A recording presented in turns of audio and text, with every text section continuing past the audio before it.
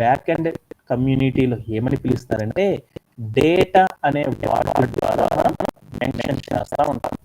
అది ఏదైనా అవ్వచ్చు, టెక్స్ట్ అయినా కావచ్చు, లేదా ఇమేజ్ అయినా కావచ్చు, లేదా ఆడియో అయినా కావచ్చు, లేదా వీడియో అయినా కావచ్చు, లేదా ఇంకా వేరే ఏవైనా కావచ్చు. అంటే దేనినైనా సరే మనం దాచుకోవడం గనక చేసామనుకో బ్యాక్ అండ్ డెవలపరు, దానిని ఏమంటారంటే డేటా అని పిలుస్తారు. ఎక్కడన్నా డౌట్ ఉందా? అర్థమైనట్లేనా?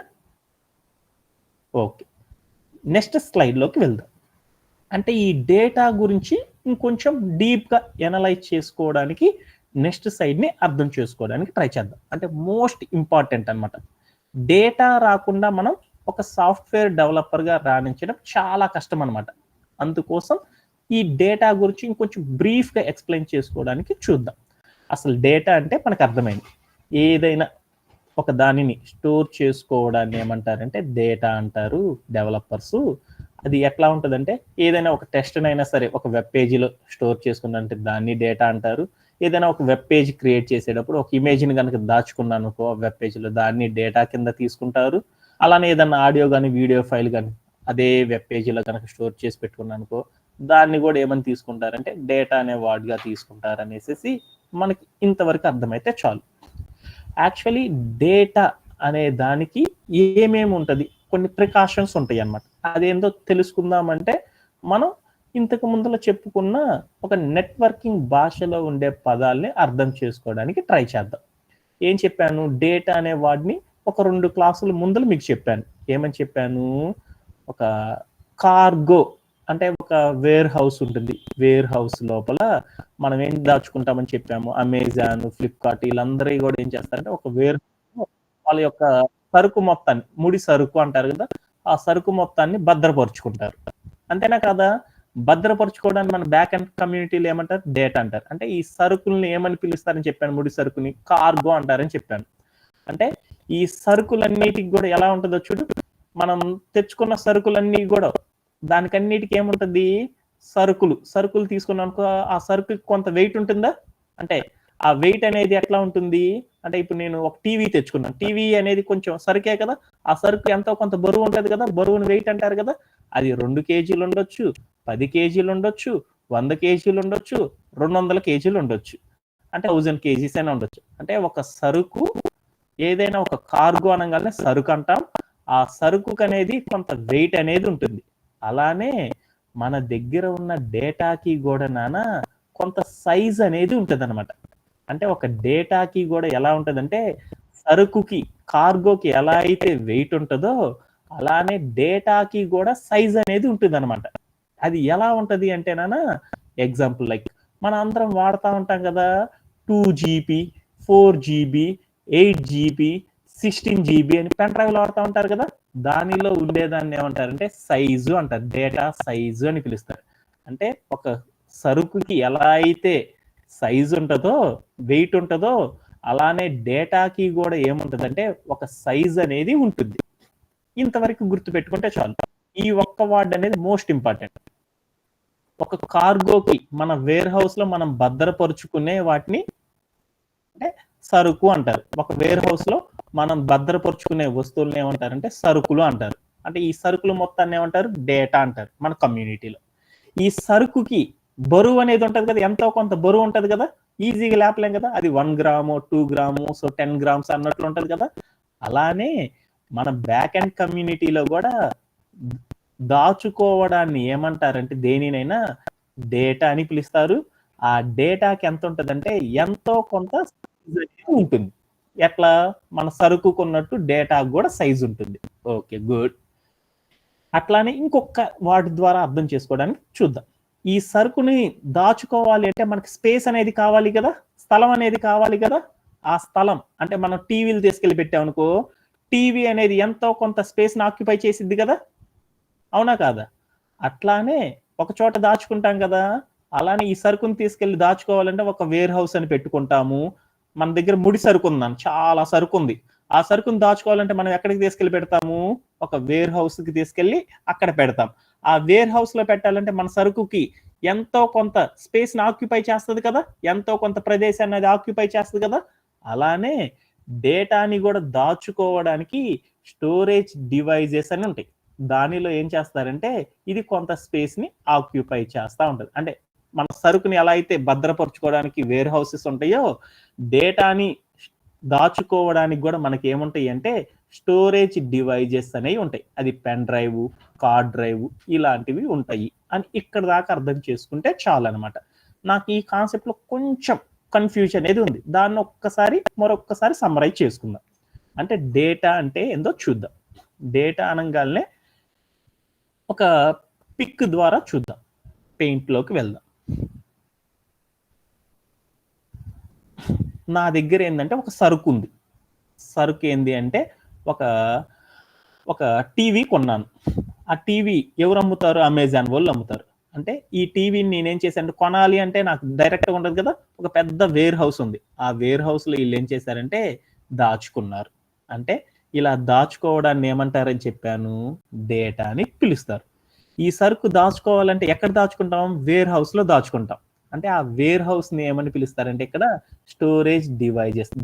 డేటాని దాచుకోవడానికి ఉపయోగించే వాటిని ఏమంటారంటే స్టోరేజ్ డివైజెస్ అంటారు. అట్లానే సరుకు అనే దానికి కూడా ఏముంటుందంటే అది 2 కేజీలను, 10 కేజీలను, 100 కేజీలను, కొన్ని 100 కేజీలను బరువు ఉంటుంది కదా. అంటే ఒక సరుకుకి వెయిట్ అనే రూపంలో ఉంటుంది కాబట్టి డేటా అనేది కూడా దేని రూపంలో ఉంటుందంటే ఒక సైజు రూపంలో మెన్షన్ చేస్తారు. అది గుర్తుపెట్టుకుంటే చాలు. ఈ సరుకుని భద్రపరచుకోవాలంటే స్థలం కావాలి కదా, ఎంతో కొంత స్పేస్ ఆక్యుపై చేసింది కదా. చిన్న వస్తువు అనుకో తక్కువ స్పేస్, పెద్ద వస్తువు అనుకో ఎక్కువ స్పేస్ ఆక్యుపై చేసింది కదా. అలానే డేటా కూడా ఏం చేస్తుందంటే 2GB అని, 4GB అని, 8GB అని, 16GB అని, 32GB అని, 64GB అని ఇలా స్పేస్ ని అనేది ఆక్యుపై చేస్తా ఉంటుంది. అంతవరకు మనం గుర్తుపెట్టుకుంటే చాలు. ఎక్కడన్నా డౌట్ ఉందా నాన్న? సో ఓకే, అనదరే ఒక్కసారి సమ్మరైజ్ చేసుకొని నెక్స్ట్ కాన్సెప్ట్కి వెళ్దాం. ఏంటిదంటే డేటా అంటే ఏంటిది అంటే ఏదైనా ఒక ఇన్ఫర్మేషన్, ఏదైనా ఎలాంటిదైనా ఒక ఇన్ఫర్మేషన్ ని దాచుకోవడానికి మనం బ్యాక్ అండ్ భాషలో డేటా అని పిలుస్తారు. అది టెక్స్ట్ అయినా సరే, ఇమేజ్ అయినా సరే, ఆడియో అయినా సరే, వీడియో అయినా సరే, ఒక వెబ్ పేజీలో కనుక మనం దాచుకున్నామో ఆ మొత్తాన్ని ఏమని పిలుస్తారంటే డేటా కింద కన్సిడర్ చేస్తాం. అలానే డేటా జనరల్ గా ఏముంటుందంటే ఒక సైజ్ అనేది ఉంటుంది, దాని లోపల కొంత స్పేస్ అనేది ఉంటుంది. ఆ స్పేస్ ని దాచుకోవడానికి మనం ఏం చేస్తాము అంటే స్టోరేజ్ డివైజెస్ ని వాడుతూ ఉంటాము అని గుర్తుపెట్టుకుంటే చాలు. ఎక్కడన్నా డౌట్ ఉందా? Okay, good. అలానే ఇంకొంచెం అర్థం చేసుకోవడానికి చూద్దాం. జనరల్ గా ఒక వెయిట్ అనేది చూసుకున్నాం అనుకో, ఆ వెయిట్ ని ఎలా చూస్తారంటే గ్రాములు, కిలోగ్రాములు, అలానే టన్ను ఇలా అంటారు కదా. అలానే మన డేటాని కొలవడానికి కూడా బరువును కొలవడానికి గ్రాములని, కిలోగ్రాములని, టన్నులని ఇట్లా రకరకాలుగా పిలుస్తారు కదా. అలానే మన డేటాని కొలవడానికి కూడా కొన్ని పద్ధతుల ద్వారా కొలుస్తారు. అలా దేంతో కొలుస్తారంటే బరువును కొలవడానికి గ్రాములు, కిలోగ్రాములు అని వచ్చినట్లే డేటాని కూడా మనం కొలుస్తాం. ఎలా కొలుస్తారంటే బిట్స్ అని, బైట్స్ అనే రూపంలో కొలుస్తూ ఉంటాం అన్నమాట. ఎలా అంటే వెయిట్ని కొలవడానికి గ్రాములు, కిలోగ్రాములు ఇట్లా మెజర్ చేస్తూ ఉంటాం కదా. అలానే మనం డేటాని కూడా మెజర్ చేయడానికి బిట్స్ అని, బైట్స్ రూపంలో కొలుస్తారు. ఈ పదాలు ఏంటో మనకి జస్ట్ అర్థం చేసుకుంటే నెక్స్ట్ ఫర్దర్ క్లాసుల్లోకి వెళ్ళేటప్పుడు ఇంకొంచెం ఇటు గురించి డెప్త్ గా తెలుసుకోవడానికి మనం ట్రై చేద్దాం. అలానే ఇక్కడ ఉన్న స్లైడ్ లో కనుక గమనిస్తే కొన్ని మెజర్మెంట్స్ ఉన్నాయి అన్నమాట. అవేమో ఒకసారి నచ్చి చేసుకుందాం. అలానే ఏంటంటే ఇక్కడ జనరల్ గా చెప్పాలి అంటే 1 బైట్ అంటే ఏమని పిలుస్తారంటే 8 బిట్స్ అని పిలుస్తారు. అలానే 1 కిలో బైట్ అంటారు. ఈ కిలో బైట్ అంటే వేరే ఏదో అన్నాను. అప్పుడప్పుడు మనం వాడుతూ ఉంటాం చూడు, మన మొబైల్ వాడేటప్పుడు ఇది 1 KB, కేబీ అంటారు కదా. ఆ కేబీని మరొక పేరుతో ఏమని పిలుస్తారంటే కిలో బైట్ అని పిలుస్తారు. ఒక కిలో బైట్ అంటే ఎన్ని బైట్స్ కి సమానం అంటే 1025 బైట్స్ కి సమానం అన్నమాట. అలానే మన వాళ్ళందరూ ఎప్పుడు అంటూ ఉంటారు కదా, నా డేటా 100 MB అయిపోయిందిరా, 200 MB అయిపోయిందిరా అంటారు కదా. ఎంబి అంటే దాన్ని ఏమని పిలుస్తారంటే నాన్న మెగాబైట్ అని పిలుస్తారు. మెగాబైట్ అంటే ఎంత అంటారంటే నాన్న 1024 కిలోబైట్స్ అని పిలుస్తారు సార్. ఓకేనా? Okay good. అలానే మన వాళ్ళందరూ చెప్తా ఉంటారు కదా GB GB GB GB 1 GB రా 2 GB ర్యామ్ రా 4 GB ర్యామ్ రా 8 GB ర్యామ్ రా అంటారు కదా. జీబీ జీబీ అంటే 1 GB అంటే ఎంత సమానం అంటే నాన్న 1024 మెగాబైట్స్ కి సమానం అని కొలుస్తారన్నమాట. అలానే అప్పుడప్పుడు మన వాళ్ళు చెప్తా ఉంటారు కంప్యూటర్ వాడేటప్పుడు మాది ర్యామ్ అనేది 1 టెరాబైట్ ఉండాలి, 1 TB ఉండాలి, 2 TB ఉండి అప్పుడు నా కంప్యూటర్ బాగా వేగంగా పనిచేస్తుందని చెప్పుకుంటా ఉంటాం కదా మనం కంప్యూటర్ కొనేటప్పుడు. టీబీ అంటే ఏమని పిలుస్తారంటే నాన్న టెరాబైట్ అని పిలుస్తారు సార్. 1 టెరాబైట్ అంటే ఎంతకి సమానం అంటే 1024 గిగాబైట్స్ అంటే జీబీకి సమానం. అంటే ఈ పదాలని అర్థం కాకపోయినా పర్లేదు, ఇలా వాల్యూ ఉంటుందని గుర్తుపెట్టుకుంటే చాలా అన్నమాట. అదేంటి అనేది ఇంకొంచెం ముందల ఉన్న క్లాసెస్ లోకి వెళ్ళినప్పుడు ఇంకొంచెం ఫాస్ట్ గా యాక్సలరేటెడ్ గా అర్థం చేసుకోవడానికి మనం ట్రై చేద్దాం. ఎక్కడైనా అడుగుతుందా ఈ బాక్స్ గురించి? అంటే మనం వెయిట్ని కొలవడానికి గ్రాములు కిలోగ్రాములు ఉన్నట్టే డేటాని కొలవడానికి కూడా బిట్స్ బైట్స్ రూపంలో కొలుస్తారు అని ఈ పదాలు అని గుర్తు పెట్టుకుంటే చాలా అన్నమాట. ఓకేనా? Okay. Coming to the next. అలానే ఒక రియల్ టైమ్ సినారియోలో అసలు డేటా సైజెస్ ని ఎలా కొలుస్తారు అనే కాన్సెప్ట్ గురించి ఒక్కసారి డిస్కస్ చేసుకోవడానికి ట్రై చేద్దాం. ఫర్ ద ఎగ్జాంపుల్ ఏంటంటే అసలు రియల్ వరల్డ్ మనం జనరల్ గా చేసే చిత్రాత్మక డేటా అంటే ఏంటో చెప్పారు. ఆ రియల్ వరల్డ్ లో అసలు డేటా అంటే ఏంటి, ఆ డేటా సైజ్ ని ఎలా కొలుస్తారు, ఎంత ఉంటుంది, ఏంటి అనేది ఒకసారి తెలుసుకోవడానికి మనం ట్రై చేద్దాం. ఫర్ ద ఎగ్జాంపుల్ ఏంటంటే ఒకసారి చూద్దాం. మనం అగైన్ మన యొక్క బ్రౌజర్ లోకి వెళ్దాం.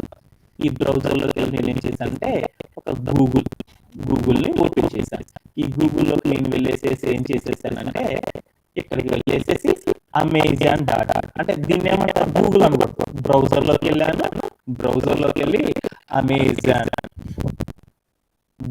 .in అని టైప్ చేశాను. ఒక బ్రౌజర్ లో మనం ఏదైనా కనుక అడ్రస్ ని కనుక సెర్చ్ చేసాను అక్కడ ఓపెన్ అయ్యేదాన్ని ఏమంటారంటే వెబ్ పేజ్ అంటారని మీరే చెప్పారు. అంటే ఇది వెబ్ పేజ్ అని, అంటే ఒక గూగుల్లో ఒక బ్రౌజర్ లో మనం సెర్చ్ చేసే ప్రతి దాన్ని కూడా ఏమంటారంటే వెబ్సైట్స్ అనేవి ఓపెన్ అవుతాయి. అంతవరకు గుర్తు పెట్టుకుంటే చాలు. ఈ వెబ్సైట్ లోకి వెళ్ళినాక నేను ఇక్కడ ఏదో ఒక ప్రోడక్ట్ ని ఓపెన్ చేసుకుందాం అనుకున్నాను. నాకు ఇక్కడ చూడు ఈ ల్యాప్టాప్ అంటే బాగా నచ్చింది, ఇది కొందాం అనుకున్నాను. ఇది కొందామని క్లిక్ చేసుకున్నాను. ఈ క్లిక్ చేసుకున్నాక ఇది ఎంత కాస్ట్ అయితే ఏదో చూసుకుందాం అనుకున్నాను. ఈ మోడల్ ఫీచర్స్ అవన్నీ ఇక్కడ కనుక మీరు గమనిస్తే చూడు ఇది కొందామని అట్లా తీసుకున్నాను. 70,000 కనుక ఇక్కడ ఉన్నది చూడు, ఇక్కడ ఉన్నది చూడు, ఇక్కడ నేను మార్క్ చేస్తాను చూడు. ఈ మొత్తాన్ని ఏమంటారు టెక్స్ట్ అంటారు కదా. అంటే ఈ టెక్స్ట్ అంటే ఒక అమెజాన్ అనే ఒక వెబ్సైట్ లోకి వెళ్తే దానిలో ఉన్న ఒక ప్రోడక్ట్ పక్కన టెక్స్ట్ అనేది ఉంది కదా. ఈ టెక్స్ట్ మొత్తం ఎంత ఉంటుందంటే నాన్న చూడు ఎంత ఉంది, 200 bytes అనేది ఉంటుంది. అంటే ఒక రియల్ వరల్డ్ లో ఏదైనా ఒక వెబ్ పేజీ కనుక మనం ఓపెన్ చేసుకుంటే ఇక్కడ ఉన్న పిక్చర్ లో నీకు అర్థమైంది. రైట్ సైడ్ ఉన్న టెక్స్ట్ చూడు, ఈ టెక్స్ట్ అంతా కలిపి ఎంత ఉంటుందంటే మినిమం 200 bytes ఉంటుంది అనమాట. అంటే దట్ మీన్స్ నేను ఇక్కడ ఓపెన్ చేశాను చూడు, ఇక్కడ ఉన్న ఈ పిక్చర్ కాడ ఇక్కడ నేను క్లిక్ చేసిన ఈ డేటా మొత్తం కూడా ఎంత ఉంటుందంటే అట్లీస్ట్ 200 bytes ఉంటుంది అనమాట. అంతవరకు మనకి పెట్టుకుంటే చాలు. Coming to the next. ఇక్కడ ఉన్న ఈ పిక్ ఉంది చూడు, ఈ ల్యాప్టాప్ బొమ్మ నీటికి అందంగా కనబడుతుంది ఆసెస్ ల్యాప్టాప్. ఈ పిక్ మొత్తం కూడా ఎంత ఉంటుంది అంటే ఎంత ఉంటుంది అంటే 200 KB ఉంటుంది అనమాట. అంటే ఏదైనా మనం ఒక వెబ్సైట్ ఈ కామర్స్ వెబ్సైట్ లోకి వెళ్ళి అక్కడ ఉన్న ఏ ప్రోడక్ట్ అయినా సరే మనం క్లిక్ చేస్తే దాని చుట్టూ రాసే ఎక్స్ట్రా కూడా ఎంత ఉండొచ్చు అంటే మినిమం 200 bytes ఉంటుంది అనమాట. అదే వాళ్ళు ప్లేస్ చేసే పిక్స్ అనుకోవద్దాన్ని ఇమేజెస్ అంటారు. ఇమేజెస్ అని కనుక మనం గమనించాం దాని యొక్క సైజ్ ఎంత ఉంటుంది అంటే అట్లీస్ట్ 200 KB ఉంటుంది అనమాట. ఇంతమంది వరకు అర్థం చేసుకుంటే చాలు.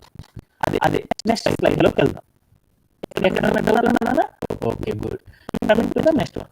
అమెజాన్ అనేది కనుక మనం గమనించాలో అమెజాన్ అనే ఒక పేజీని కనుక గమనిస్తే ఏదైనా ఒక సైట్ తీసుకున్నాను, ఈ అమెజాన్ అనే సైట్ తీసుకున్నాను.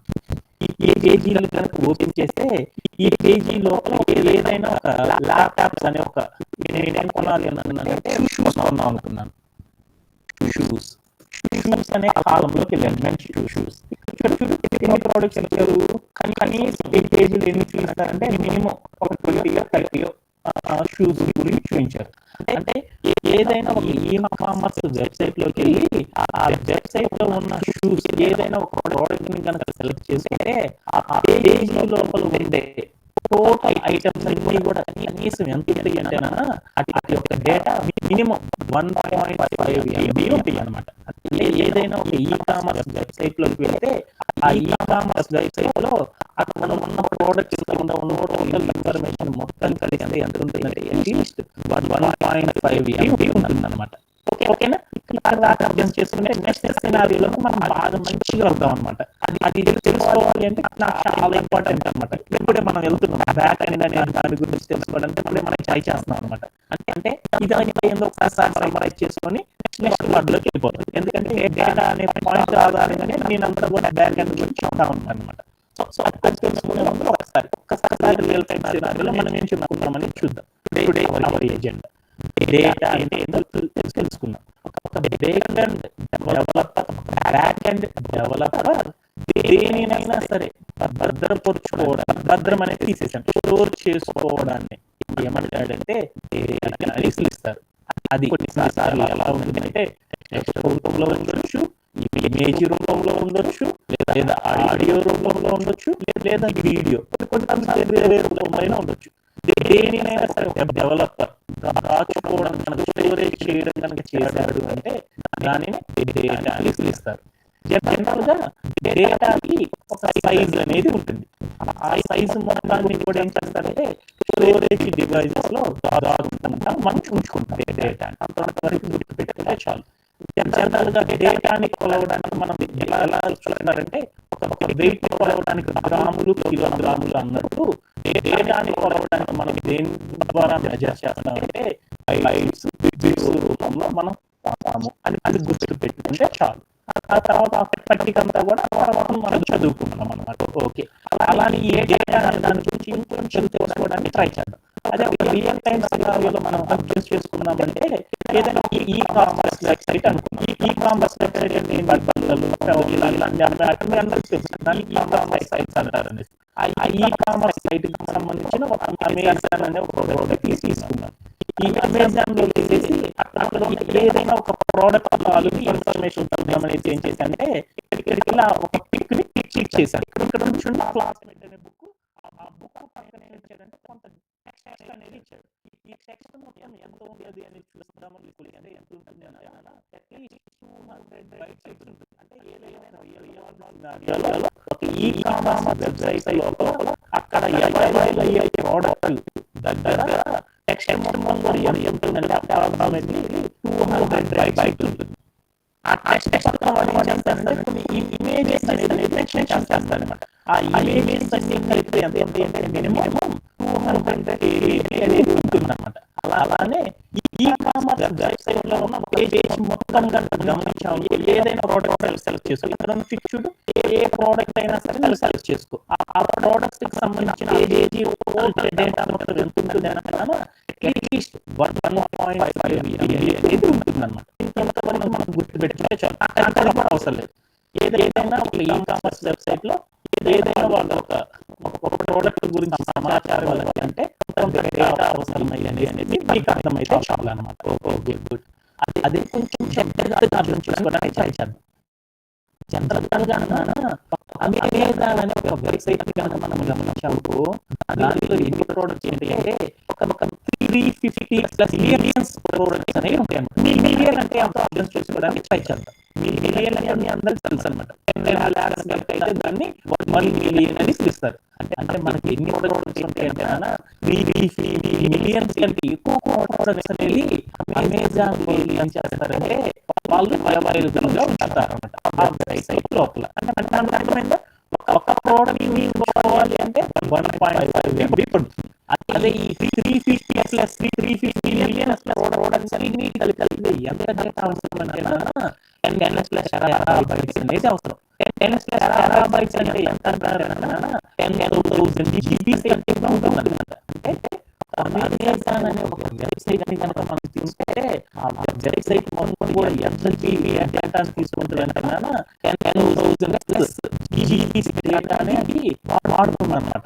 మనం ఇప్పుడు కూడా ఏం చేస్తాము అంటే దగ్గర మొబైల్ దగ్గర చూసాము ఫోన్ కొనగానే అమెజాన్ అనేది ఉంటుంది. మనం ఫోన్ కొనేటప్పుడు మన ఫోన్ చూస్తూ ఉంటాం. మన ఫోన్ 4 GB అని 6 GB ర్యామ్ అని 64 GB అని స్టోరేజ్ కదా 8 GB అని 16 GB అని 32 GB అని 64 GB ఉంటుంది కదా. అదే ఒక ఈ-కామర్స్ వెబ్సైట్ అమెజాన్ అనే ఒకదాన్ని మనం వాళ్ళకి అనుకోవాలంటే 10,000 GB కావాలన్నమాట. 10,000 కంటే 2 GB కావాలన్నమాట. అంటే మన ఫోన్లు పనిచేస్తాయా అంటే మన ఫోన్ పని చేయదు. ఇంకా 200% బాగా రిచ్ పర్సన్ అనుకుంటా. వాడు ఏం చేశాడంటే బాగా డబ్బులు ఎక్కువగా ఉన్నట్టు ఉన్నాయి అతని దగ్గర. అతను ఏం చేశాడంటే మంచి కాస్ట్లీ ఫోన్ అన్నాడు అనుకుందాం. ఆ కాస్ట్లీ ఫోన్ ఏం చేశాడంటే ఈ అమెజాన్ అనే ఒకదాన్ని ఇన్స్టాల్ చేసే 10,000 GB అయిపోతుంది. అలానే వీడు ఏమైనా కొనాలంటే దాని దగ్గర డిపెండ్ అవ్వదు కదా. ఈసారి కానీ ఫ్లిప్కార్ట్ కానీ వాడాలి అన్నాడు. వాడాలి అంటే కంటే డేటా ఉంటుంది కదా. అంటే ఒక ఫోన్ లో ఇదంతా పడదు. అంటే ఈ వెబ్సైట్ సంబంధించిన డేటా మొత్తం కూడా మన మొబైల్లో అవైలబుల్ అవ్వదు అనేసి మీకు అక్కడ అర్థమైంది. అదంతా కూడా ఎక్కడ ఉంది ఇది అనేది తెలుసుకోవాలి అనుకున్నాను. కష్టమైందా అదంతా ఎక్కడ ఉండదో తెలుసుకోవాలి అంటే అప్పుడు మనం అంటే బ్యాక్ ఎండ్ అనే కాన్సెప్ట్ ద్వారా మనం తెలుసుకుంటాం అనమాట. సో బ్యాక్ ఎండ్ అనేది మనం డిస్కస్ చేసుకుంటాం. సో చాలా ఇంట్రెస్టింగ్ గా ఉంది కదా. సో ఈ బ్యాక్ ఎండ్ అనేది మనం బాగా కనుక తెలుసుకున్నాము మన మార్కెట్ డిమాండ్ ఉంటుంది అనమాట. అందరికి ఫ్రంట్ ఎండ్ ఒక 6 లక్షలు బ్యాక్ ఎండ్ డెవలపర్ కి 10 lakhs ఇస్తారన్నమాట. ఫ్రంట్ ఎండ్ పోల్చుకుంటే బ్యాక్ ఎండ్ డెవలపర్ కి మంచి డిమాండ్ అనేది మనకు తెలుసు. ఎందుకంటే బ్యాక్ ఎండ్ చేయడం అనేది అంత ఈజీ కాదు. అంటే కోడింగ్ అనేది అన్నారు కదా, అతన్ని చాలా ఈజీ అనమాట. అంటే ఒకసారి రియల్ టైం సినారియోలో ఎగ్జాంపుల్ బ్యాక్ ఎండ్ అంటే ఎంత అర్థం చేసుకుంటే ట్రై చేద్దాం. అంటే ఒకసారి సమ్మరైజ్ చేద్దాం. ఏం చేద్దామంటే ఏదైనా డేటా అయితే ఎందుకు చదవాలి అనేసి నేను అనుకున్నాను. ఏంటి అంటే ఒక రియల్ టైం సినారియో ద్వారా బ్యాక్ ఎండ్ అర్థం చేసుకోవడానికి ట్రై చేద్దాం. ఏంటిది అంటే అమెజాన్ అనే ఒక ప్రోడక్ట్ తీసుకున్నాను. ఇక్కడ ఉన్న స్లైడ్ లో అర్థం చేసుకోవడానికి ట్రై చేద్దాం. అమెజాన్ అనే ఒక వెబ్సైట్ పర్చేస్ చేసుకున్నాను. ఈ వెబ్సైట్ పర్చేస్ చేస్తే ఇక్కడ చూడు నాకు చాలా ప్రోడక్ట్స్ ఉన్నాయి. ఏది తెలియదు. ఫస్ట్ ఈ అలారం గురించి చూద్దాం అనుకున్నాను. కీప్ షాపింగ్ అని ఉంది. ఇక్కడ నాకు హెడ్ ఫోన్స్ అనేది ఉంది. ఈ హెడ్ ఫోన్స్ చూద్దాం అనుకున్నాను. అంటే అమెజాన్ అనే ఒక వెబ్సైట్ లో వెళ్తే ఆ వెబ్సైట్ లో నాకు ఏమైతే ఇక్కడ కొంత టెక్స్ట్ అనేది ఉంది. అంటే సంథింగ్ ఇలాంటిది టెక్స్ట్ అనేది ఉంది. అంటే ఈ టెక్స్ట్ మొత్తం ఎంత ఉంటుందో ఎంత ఉంటుంది అంటే 200 bytes అనేది ఉంటుంది అనమాట. అంటే 200 bytes ఉంటుంది. అలానే ఇక్కడ ఉన్న ఇప్పి చూసాను. ఈ ఇప్పి అనేది ఎంత ఉందంటే ఈ 200 kbs ఉంటుంది అనమాట మినిమం. అంటే ఇక్కడ టోటల్ పేజీలో ఉన్న ఏ పేజీ చూడు ఉన్నాయి చూడు, ఏ పేజీ చూడు టెక్స్ట్ మొత్తం ఎంత ఈ ఇమేజ్ మొత్తం కలిపి అని తెలుసుకున్నాను. మినిమం ఒక 1.5 MB ఉంటుంది అనమాట. అట్లీస్ట్ 1 MB ఉంది అని అనుకున్నాను. అంటే ఒక ఈ-కామర్స్ వెబ్సైట్ లో ఏ ప్రోడక్ట్ యొక్క టెక్స్ట్ అయినా కానీ ఇమేజ్ అయినా కానీ అక్కడ చేయాలి అంటే డేటా వాడతానంటే 1.5 MB డేటా వాడాలని అర్థమైపోయింది. అలానే ఈ అమెజాన్ లో ఒక ప్రోడక్ట్ కి అయితే 1 MB అనేది ఉంటుంది అని నాకు అర్థమైంది. అదే ఒక అమెజాన్ లో అసలు ఎంత ఉన్నాయి ప్రోడక్ట్స్ చూద్దాం అనుకున్నాను. ఎన్ని ఉంటాయో చూద్దామని చూస్తే వర్క్ కొలుద్దాం అనుకున్నాను. అమెజాన్ లోకి వెళ్ళాను. ఎన్ని ప్రోడక్ట్స్ ఉంటాయో చూద్దాం అనుకుంటే అసలు తిప్పే కొందుకు ఏమవుతుందంటే అవి వస్తానే ఉన్నాయి. చాలా ప్రోడక్ట్స్ ఉన్నాయి. ఎన్ని వస్తున్నాయి అంటే ఇంకా బ్రౌజ్ చేసుకుంటూ వెళ్తానే ఉంటే, కిందకి వెళ్తా డ్రాగ్ చేసుకుంటూ వెళ్తా ఉంటే చాలా వస్తా ఉన్నాయి. అరే ఏంద్రా ఇన్ని ప్రోడక్ట్స్ ఉన్నాయి అనుకున్నాను. అసలు ఎన్ని ఉంటాయో చూద్దామని కనుక్కుంటే నాకు అప్పుడు ఒక ఇన్ఫర్మేషన్ తెలిసింది. ఎన్ని ప్రోడక్ట్స్ ఉంటాయి అంటే ఒక అమెజాన్ అనే ఒక వెబ్సైట్ లో 350 మిలియన్స్ ఆఫ్ ప్రోడక్ట్స్ అనేది వీళ్ళ యొక్క వెబ్సైట్లో స్టోర్ చేసి ఉంటాయి అన్నమాట. అంటే ఒక అమెజాన్ అనే వెబ్సైట్లో 350 మిలియన్స్ ఆఫ్ ప్రోడక్ట్స్ ఉంటాయి. ఒక ప్రోడక్ట్కి అయితే ఎంత ఉంటుందని చెప్పాను డేటా 1.5 MB ఉంది. అదే ఈ 350+ మిలియన్స్ ఆఫ్ ప్రోడక్ట్స్ మొత్తాన్ని ఈ వెబ్సైట్లో స్టోర్ చేయాలంటే వాళ్ళకి ఎంత డేటా అవసరమైందంటే దాదాపు 1 టెరాబైట్ డేటా అవసరం అనమాట. 1 టెరాబైట్ అంటే ఎంత అంటే 10,000+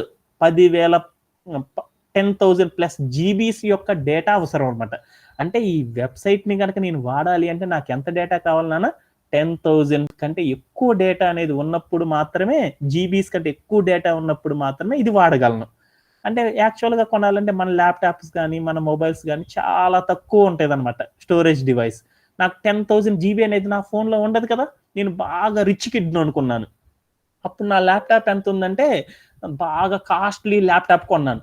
ఎంత కాస్ట్లీ ల్యాప్టాప్ అయినా కానీ ఏమవుతుందంటే ఈ 10,000 జీబీ డేటాని పెట్టుకోగలను. ఏమవుతుంది, ఇది వాడాలి అంటే నాకు 10,000 జీబీ డేటా కావాలి కదా. అలానే ఇంకొక ఫ్లిప్కార్ట్ అనే ఒక వెబ్సైట్ని కూడా వాడదాం అనుకున్నాను నా ల్యాప్టాప్లో. అప్పుడు వాడాలి అనుకుంటే ఇంకా ఎక్కువ డేటా అవసరం కదా. అంటే ఈ ప్రోడక్ట్స్ వాడడానికే మనకి ఇంత డేటా అవసరం అవుతుంది.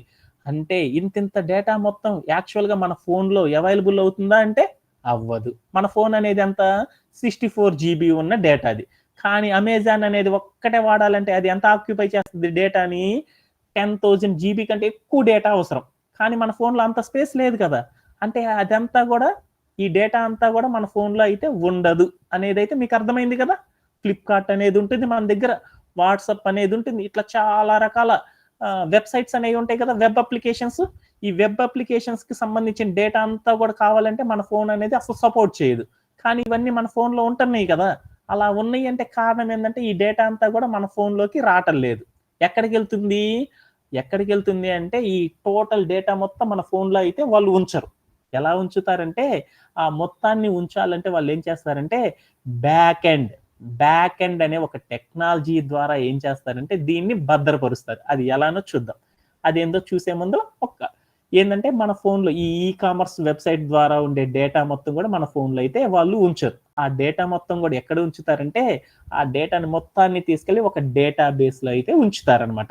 అంటే ఏ ఈ కామర్స్ వెబ్సైట్ కి సంబంధించిన టోటల్ డేటా మొత్తాన్ని కూడా మన ఫోన్లో అనేది ఉండదు. ఆ డేటా మొత్తం కూడా ఎలా ఉంటుందంటే ఇంకొక చోటకి తీసుకెళ్లి భద్రపరుచుస్తారు. దానిని ఏమంటారంటే డేటాబేస్ అని పిలుస్తారు. అంటే డేటాబేస్ అనేది చాలా ఇంపార్టెంట్. ఓకేనా? Okay, good. ఎక్కడన్నా డౌట్ ఉందా? చాలా ఇంపార్టెంట్. ఇది అర్థం కాకపోతే మనం ఎప్పటికీ చేయలేమన్నమాట. ఎక్కడన్నా డౌట్ ఉందా కళ్యాణు?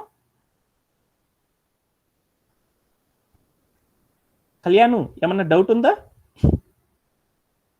యా అనేది చూద్దాం. సో ఆ డేటాబేస్ గురించి మనం ఒక్కసారి తెలుసుకోవడానికి ట్రై చేద్దాం. డేటాబేస్ అనగానే ఏందో ఒకసారి అర్థం చేసుకుందాం. ఆ డేటాబేస్ అంటే ఏంటంటే డేటా డీల్స్ విత్, అంటే డేటాతో మనం డీల్ చేయడాన్ని ఏమంటారంటే డేటాబేస్ అని పిలుస్తారు. ఈజీగా డేటాతో డీల్ చేయడాన్ని ఏమంటారంటే డేటాబేస్ అని పిలుస్తారు. అంటే డేటాతో డీల్ చేయడం అంటే ఏందో నాకు అర్థం కాలేదు. అంటే ఏంది అంటే ఒక డేటాతో మనం డీల్ చేయాలంటే ఏం డీల్ చేస్తామంటే స్టోరేజ్ చేయడం కానీ, ఆర్గనైజ్ చేయడం కానీ, లేదా యాక్సెస్ చేయడం కానీ, లేదా అప్డేట్స్ చేయడం కానీ, లేదా ఇంకొన్ని వేరే ఏమన్నా చేయడాన్ని ఏమంటారంటే డేటాబేస్ అనేది చేస్తుంది అనమాట. అది ఏంటిది అనేది ఒకసారి అర్థం చేసుకోవడానికి ట్రై చేద్దాం. డేటాబేస్ అనే వర్డ్ని తెలుసుకోవడానికి ట్రై చేద్దాం. డేటాబేస్ అంటే ఏమని చెప్పాను? ఏ ఈ కామర్స్ వెబ్సైట్కి సంబంధించిన ఇన్ఫర్మేషన్ మొత్తం కూడా మనం వాడుతూ ఉంటామే కానీ దానికి సంబంధించిన డేటా మొత్తం కూడా మన ఫోన్లో ఉండదు.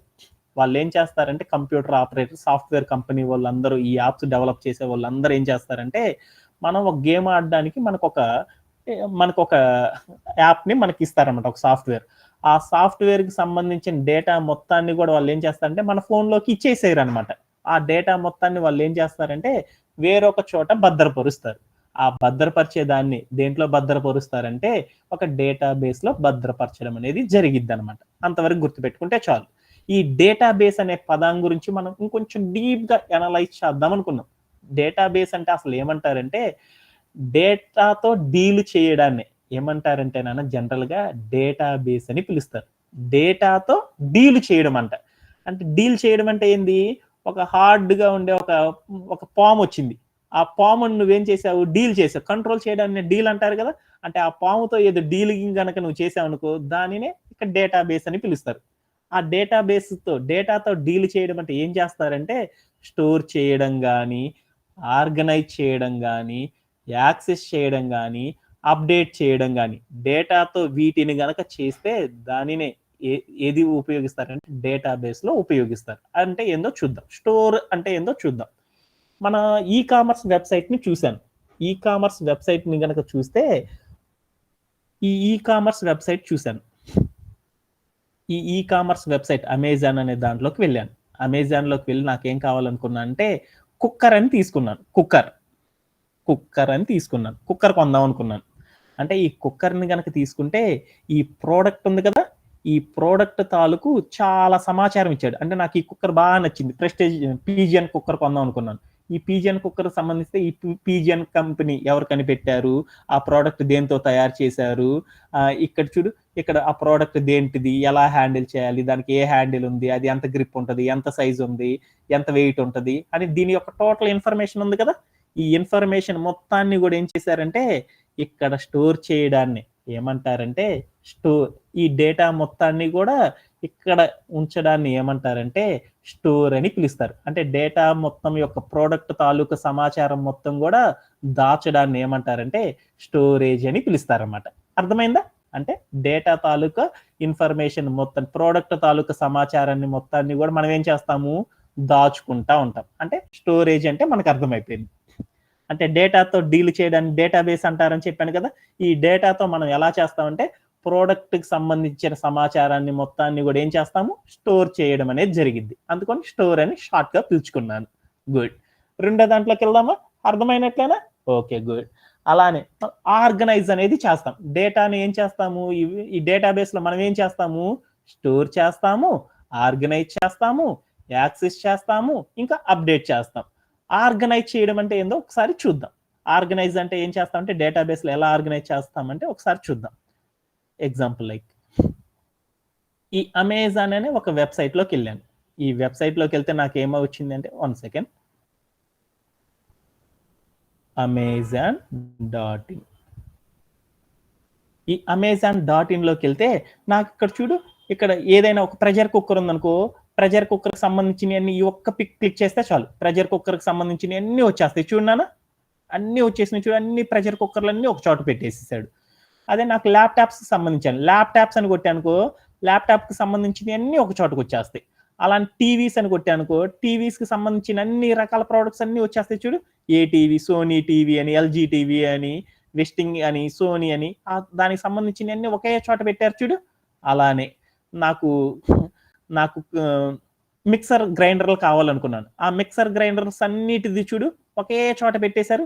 మిక్సర్ గ్రైండర్లు కావాలనుకో మిక్సర్ గ్రైండర్స్ అని కొట్టగానే వాటికి సంబంధించిన కంపెనీ అంటే మనం వాడే వెబ్సైట్లో వాడే అన్ని రకాల కంపెనీస్ అన్ని ఒకే చోట ఉంటాయి కదా. అలా ఒకే చోట ఉంచడాన్ని ఏమంటారంటే నాన్న ఆర్గనైజ్ అని పిలుస్తారు. అంటే ఒక డేటాబేస్లో ఏం చేస్తారు, స్టోర్ చేస్తారు, ఇంకా ఆర్గనైజ్ చేస్తారు. స్టోర్ చేయడం అంటే ఏంది, ఆ డేటాబేస్లో ప్రోడక్ట్ తాలూకు సమాచారం మొత్తం కూడా అంటే ఆ ప్రోడక్ట్ తాలూకు సమాచారం మొత్తం కూడా ఉంచడాన్ని ఏమంటారంటే స్టోర్ చేయడం అంటారు డేటాబేస్లో. అలానే ఆర్గనైజ్ చేయడం అంటే ఏంది, ఆ ప్రోడక్ట్ తాలూకా కుక్కర్లన్నీ ఒకవైపు ఒక చోట, ఫోన్లన్నీ ఒక చోట, ల్యాప్టాప్స్ యొక్క సమాచారం అంతా ఒక చోట, అన్నిటిని గ్రూపులుగా పెట్టుకున్నాం అనుకో దాన్ని ఆర్గనైజ్ అని పిలుస్తారనమాట. అక్కడ దాకా అర్థమైతే చాలు అనమాట. ఇంకోటి యాక్సెస్ అంటే ఏందో చూద్దాం. ఇప్పుడు యాక్సెస్ చేయడం అంటే ఏందో చూద్దాం. ఒక ఎగ్జాంపుల్ ద్వారా అర్థం చేసుకోవడానికి ట్రై చేద్దాం. ఇక్కడికి వెళ్ళాను నేను, నాకు కుక్కర్ కావాలనుకున్నాను. ఈ కుక్కర్ని క్లిక్ చేయగానే ఏమర్థమైందంటే ఈ కుక్కర్ అనేది ఓపెన్ అయింది.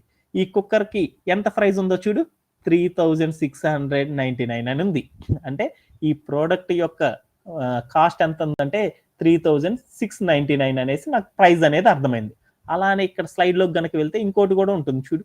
ఏముంటుంది అంటే ఇక్కడ కనుక ఈ స్లైడ్లో కనుక చూస్తే చూడు, ఈ బాక్స్ ప్రోడక్ట్ తాలూకా కాస్ట్ ఉంది, ఇంకోటి ఏముంటుంది ఇన్ స్టాక్ అని, అవుట్ ఆఫ్ స్టాక్ అని అప్పుడప్పుడు చూస్తూ ఉంటాం కదా. అంటే ఈ ప్రోడక్ట్ స్టాక్ ఉందా లేదా, దీని ప్రైస్ ఎంత అనే సమాచారాన్ని ఉంచడాన్ని ఏమంటారంటే యాక్సెస్ అని పిలుస్తారు. అంటే ఒక డేటాబేస్లో ఏం చేస్తారంటే ఆ ప్రోడక్ట్ స్టాక్లో ఉందా, అవుట్ ఆఫ్ స్టాక్లో ఉందా, లేదా దాని యొక్క ప్రైస్ ఎంత, తగ్గిందా పెరిగిందా అనే ఇన్ఫర్మేషన్ని దాచడాన్ని ఏమంటారంటే యాక్సెస్ చేయడము అని పిలుస్తారు అనమాట. లాస్ట్ వన్ అప్డేట్ అంటే ఏందో చూద్దాం. అప్డేట్ అంటే ఏంటంటే ఇప్పుడు మన దగ్గర ఒక ఈ కామర్స్ ఒక వెబ్సైట్ ఉంది, అది ఏంటంటే అమెజాన్ వాళ్ళు ఆ ప్రోడక్ట్స్ అన్నిటిని ఏం చేస్తారు, ఒక వేర్ హౌస్ లో ఉంచుకుంటారు. ఆ వేర్ హౌస్ లో ఉన్నప్పుడు ఏమవుతుంది, చాలా ప్రోడక్ట్స్ ఉంటాయి కదా, ఈ రోజు కొంతమంది కొంటా ఉంటారు, కొనగానే ఏమవుతుంది ఆ ప్రోడక్ట్ అంతా కూడా డెలివరీ అయిపోతుంది. వెంటనే ఏం చేస్తారు వాళ్ళు, వేరే ప్రోడక్ట్ ని తెచ్చుకుంటా ఉంటారు కదా. అలానే మన యొక్క డేటాబేస్ లో కూడా ఏమవుతుందంటే రోజు కూడా ప్రోడక్ట్స్ అమ్మేయన్ని వెళ్ళిపోతా ఉంటాయి, కొత్త స్టాక్ వస్తూ ఉంటది. ఆ వెళ్ళిన ప్రోడక్ట్ ని లాస్ చేసుకోవడం, వచ్చిన ప్రోడక్ట్ ని సేవ్ చేసుకోవడం, ఇలా చేయడాన్ని ఏమంటారంటే అప్డేట్ అని పిలుస్తారు. అంటే ఒక డేటాబేస్ తో మనం ఏం చేస్తామంటే, డేటాబేస్ అనగానే డేటాతో డీల్ చేయడాన్ని డేటాబేస్ అంటారు.